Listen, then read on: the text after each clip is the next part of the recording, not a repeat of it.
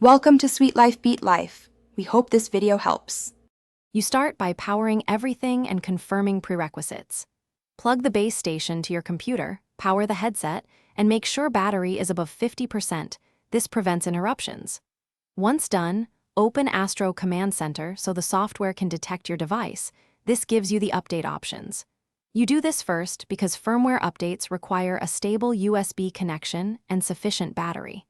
If the app does not detect the base, try a different USB port and a fresh. You now download and apply the firmware from within the command center.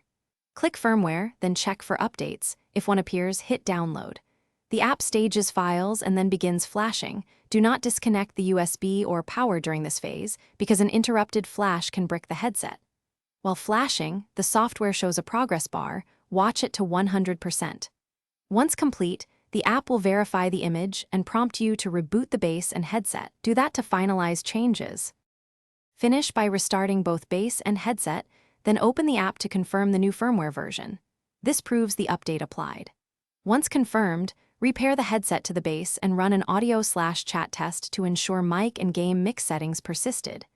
If something goes wrong, power cycle everything, try a different USB port or cable, and reattempt the flash. If the device still fails to update, perform a factory reset from the command center. Then repeat the firmware install to recover functionality. Thanks for watching. Consider subscribing if we helped you.